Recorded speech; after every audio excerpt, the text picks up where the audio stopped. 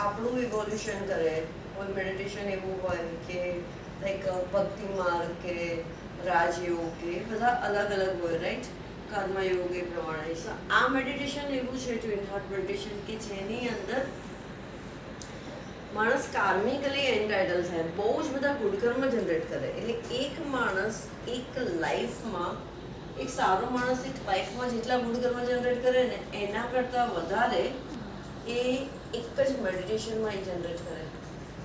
કારણ કે આપણે ત્યાં ફિઝિકલી આપવાનું જેટલું મહત્વ છે એટલું જ મહત્વ એનર્જેટિકલી આપવાનું છે. આપણે ત્યાં તો એના કરતાં કદાચ વધારે કહે છે કે મન જો સાચું હોય ને, સાચા મનથી કંઈ કરો ને તો એની વેલ્યુ વધારે છે. તો આપણે જ્યારે બ્લેસ કરીએ છીએ ને મધર અર્થને, ત્યારે દરેક જીવને બ્લેસ કરીએ છીએ, રાઈટ?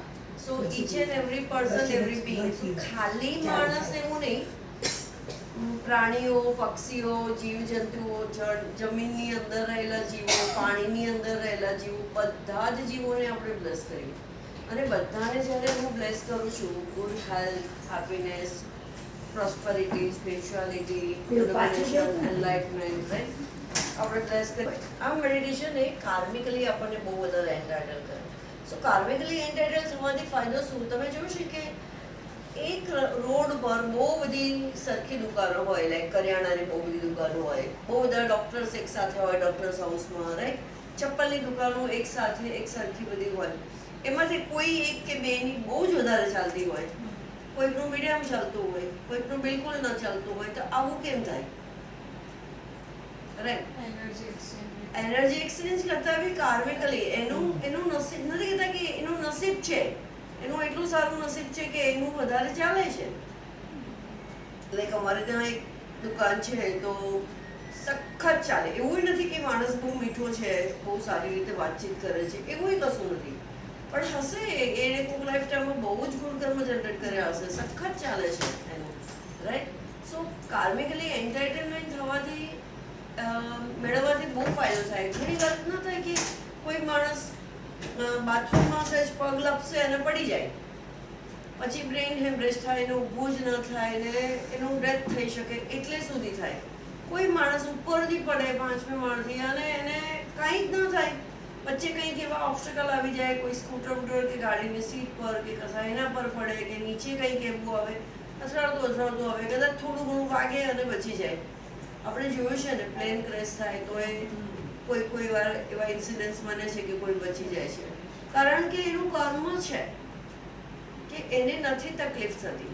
અમુક લોકો ખૂબ મહેનત કરે પણ કદાચ પૈસા ન મળે, અમુક લોકો બહુ જ સારા હોય તો પણ રિલેશનશિપમાં પ્રોબ્લેમ થાય, અમુક લોકો એકદમ મન થાય ત્યારે મહેનત કરે અથવા તો એટલી બધી હાર્ડવર્ક નહીં કરે તો પણ એનો બિઝનેસ બહુ સારો ચાલે. અમુક લોકો બી એવા નથી હોતા કે એટલા બધા બહુ સારું વર્તન કરે એવું ના હોય, કે બહુ પ્રેમથી રહે કે કોઈને માટે બહુ કરે એવું ના હોય, તોય લોકો એવું કે આ માણસ એ બહુ સારા છે. This is a karmically entitlement.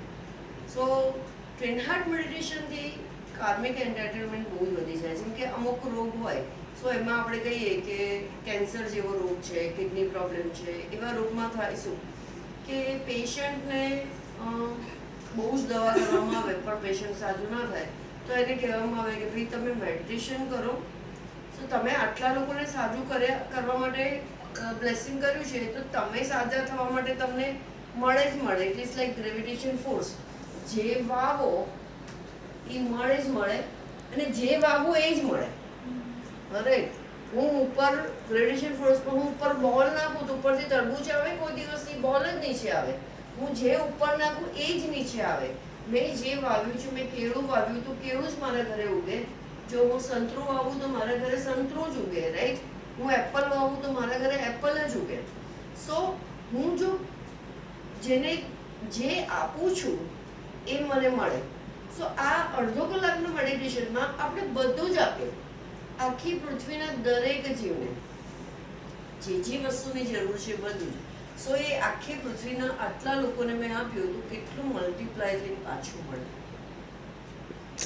એટલા માટે આ મેડિટેશન એ બહુ જ પાવરફુલ છે અને WHO એને હેલ્થ માટે એના પોસ્ટરને ફર્સ્ટ પ્રાઇઝ આપ્યું છે. ઓકે, અને સ્પેશિયલી ફૂલમૂનની આજુબાજુ એ બહુ જ અગત્યનું એટલા માટે છે કારણ કે ફૂલમૂનમાં થાય શું કે સનની એનર્જી એ સૌથી વધારે પાછી આવે આપણને, રાઈટ, રિફ્લેક્સ થઈને. સો sun is a light energy, it's a divine energy, right? સનની એનર્જી. સો એ જેટલી વધારે આવે ને એટલું ફાયદો. અને એ energy is a fertilizer. So આપણે જે કરીએ ને એ મલ્ટીપ્લાય થાય. સો એ દિવસોમાં એ બે વસ્તુ છે, કાં તો એ ઓપોર્ચ્યુનિટી છે અને કાં તો એ ક્રાઇસિસ છે. બહુ લોકોને ફૂલ મૂન આજુબાજુ બહુ તકલીફ પડે, કંઈક એક્સિડન્ટ થઈ જાય, કાંઈક ઝઘડો થઈ જાય, કોઈની સાથે કંઈક પ્રોબ્લેમ થઈ જાય, જેને રિલેશનશિપ પ્રોબ્લેમ હોય થોડું ઘણું એ એકદમ એગ્રેવેટ થઈ જાય ફૂલ મૂન આજુબાજુ. મેક્સિમમ ડિવોર્સ કેસ થઈ જાય, રાઈટ, એટલા બધા પ્રોબ્લેમ થાય. જે લોકો એને ઓપોર્ચ્યુનિટીના રૂપમાં લે છે, તો તમે જોયું છે કે આપણે પહેલાંના જમાનામાં બહુ લોકોના ઘરે પૂનમની આજુબાજુ પૂનમને દિવસે કથા કરે, ભલે દર મહિને મહારાજ ના બોલાવે તોય જાતે વાંચીને કે કથા કરે, પ્રસાદ વાંચે, ઘણા લોકો ઘણા બધા પાઠ ને એવું કરે. એ દિવસે જે સારું કરો તો એ સારું મલ્ટીપ્લાય થાય, જે કરો એ મલ્ટીપ્લાય થાય. દેટ્સ વાય પૂનમને દિવસે મેડિટેશન કરવાથી એ આખો મહિનો એવરીડે મેડિટેશન કરો ને એની કરતાં વધારે ગુડ કર્મ જનરેટ થાય.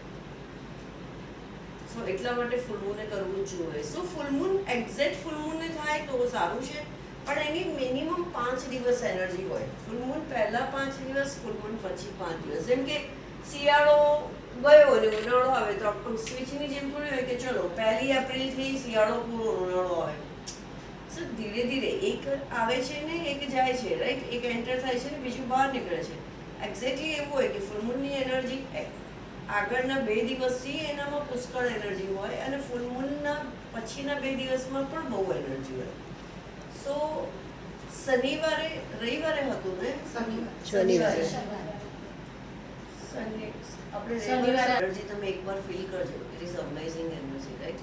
અને એક રિક્વેસ્ટ છે, હાથ પગ ક્રોસ ના કરો, હાથ આમ રાખો, ટંગ ટુ ધ પેલેટ. એનાથી રિસેપ્ટિવિટી બહુ વધશે. સો આ મેડિટેશન વિશે કોઈ બધાને ખબર છે, રાઈટ, કોઈ પહેલી વાર નથી કરતું, બધાને ખબર છે. સો આ મેડિટેશનમાં મેઇન 2 ચક્ર પર આપણે ધ્યાન રાખીએ છીએ, એક હાર્ટ ચક્ર પર અને એક ક્રાઉન ચક્ર પર. હાર્ટ ચક્ર એ love for our self and our family members. So જેને my family, my friend, my neighbour, right, જેમ માય આવે ત્યાં બધો ત્યાં પ્રેમ હાર્ટથી થાય. અને ક્રાઉન ચક્ર એ એવું છે કે જ્યાં કોઈ પણ સ્વાર્થ વગર કોઈ પણ અજાણી વ્યક્તિને આપણે હેલ્પ કરીએ છીએ તો એ આપણે ક્રાઉનથી હેલ્પ કરી શકીએ. રસ્તામાં પણ કોઈને એક્સિડન્ટ થયો, આપણે મેક્સિમમ ટ્રાય કરીએ એને હેલ્પ કરવા માટે, તો એ ક્રાઉનથી થાય. સો અને આ 2 ચક્ર એક્ટિવેટ થાય તો મેક્સિમમ ડિવાઇન એનર્જી ડાઉનપોર થાય. ક્રાઉનને ઉપર આપણે ગમે તેટલી પૂજા પાઠ પ્રાર્થના કાંઈ પણ કરીએ, પણ જ્યાં સુધી ક્રાઉન ચક્ર એ ઓપન નથી ત્યાં સુધી ડિવાઇન એનર્જી ડાઉનપોર નહીં થાય. એને ઓપન કરવા માટે હાર્ટને ઓપન કરવું બહુ જરૂરી છે. સો પહેલાં હાર્ટ ચક્ર પર ધ્યાન રાખી અને એક હેપીનેસ વિચારીશું, હેપી મોમેન્ટ. પછી ક્રાઉન ચક્ર મોમેન્ટ વિચારીએ અને પછી હાર્ટ પર ધ્યાન રાખી અને બ્લેસ કરવાનું છે અને ક્રાઉન ચક્ર પર ધ્યાન રાખી અને આખું મધર અર્થને દૈવી શક્તિના આશીર્વાદ મળે. Let the whole earth be blessed with peace, સંપૂર્ણ પૃથ્વીને શાંતિ, with order, સુવ્યવસ્થા, with spirituality, આધ્યાત્મિકતા, abundance, and prosperity. સમૃદ્ધિ અને સંપદાના આશીર્વાદ મળે. Let every person, every being be blessed with happiness, પ્રત્યેક વ્યક્તિ, પ્રત્યેક પ્રાણીને ખુશી, with good health, સ્વાસ્થ્ય, with spirituality, આધ્યાત્મિકતા, and abundance. flooded with lots of light, love and power, joy, happiness and bliss, lots of abundance, lots of prosperity. Visualize કરીશું ઘરના family member. We are blessed with good health, long life, productive life, joyful life, very very good harmonious relationship. So be it. We are always divinely ordered and divinely guided. So be it. આપણું જ્યાં પણ business છે, profession છે, job છે, જ્યાંથી પણ ઘરમાં money આવે છે, વિઝ્યુલાઇઝ કરીશું એ જગ્યા. May each and every person connected with my profession, my job, be blessed with good health, happiness, prosperity,